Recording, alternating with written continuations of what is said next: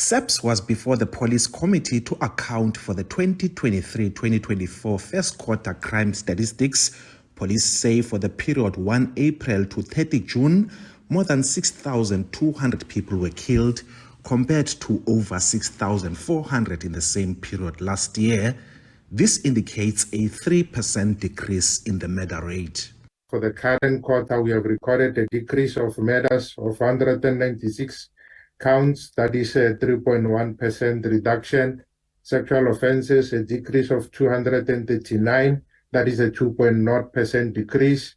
Then we had an increase in attempted murder of 393, assault GBH, an increase of 2,856, common assault, an increase of 2,892. But murders for police officers have nearly doubled. MPs say the increase of 18 to 31 murders of police officers is an attack on the state. 21 of the deceased were off duty at the time of their death. Murder of police official, they vary, but we have observed that there are areas when weapons are being targeted. MPs are concerned. We need to acknowledge that there's an attack on the state from violent criminals and obviously on the citizens of the country. And I think this just underscores the importance of adopting a whole of society approach. And as we see in the crime statistics, South Africans are increasingly unsafe in their own homes. This indicates that we are living in a country where lawlessness becomes the norm, because when people attack police, they attack the state. I think the murders of police is very alarming now. And what I would want to know, maybe it's similar to what Honorable Ubabu Mishwe has said, what could be the cause of these murders, and where do these murders take place? Police Minister Bheki Cele expressed his gratitude for the concern shown by politicians. We are quite heartened by the members when it comes to the matter of the members of the South African Police Service. I think we will be looking at the area, but the motive is almost similar. That those that do their work, they will be silenced by the criminals.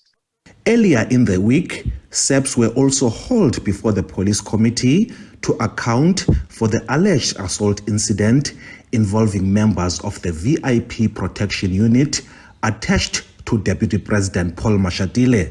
Cele said Mashatile was not present when the incident against civilians happened. The convoy of the Deputy President normally has 7 cars. I think there will be 6 from South African Police Service and 1 from the SANDF. Usually that is a medical kind of a car. Usually there are 7. Now, the DP was in the convoy, was not on the crime scene, where I think 2 of his cars they pulled off to deal with that matter. Talking to him, he realized at home that there were two cars that peeled off. Realized at home, did not know until was told later or saw later that that incident has happened. The July incident was caught on camera and widely distributed on social media. 2 of the victims can be seen on the ground being hit and kicked. The recent assault on motorists by members of the police VIP protection service sent shockwaves throughout South Africa and regrettably also internationally. We found that the 8 officers involved must face the consequences of their actions. Police behavior, as captured on the now infamous video, must always be condemned and can never be excused. It breaks down trust between the police and citizen. Such trust is all too easy to lose and very difficult to build again. Meanwhile, Parliament is edging closer to passing the Upstream Petroleum Resources Development Bill. The bill aims to increase black participation in exploration and production rights by introducing a minimum of 10% participation by black persons. The bill will also empower the Mineral Resources and Energy Minister to reserve certain exploration or production areas for 100% black-owned companies. It's looking at transforming the upstream petroleum market so that we can have some better entry of those who have been historically disadvantaged, but also it looking at the state participation in the entire upstream petroleum industry, including some degree of ownership as and when conditions determine so. There are, however, concerns that the bill may dissuade investor confidence.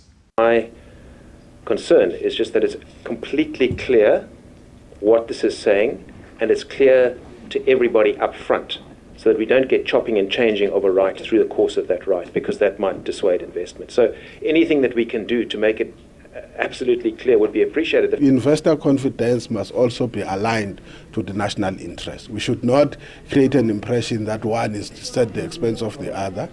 Meanwhile, the committee says the Electricity Regulation Amendment Bill, which is key to solving the country's power crisis, has not been tabled in Parliament. The information that we have received is that it had to go for recertification by the Office of the State Law Advisors.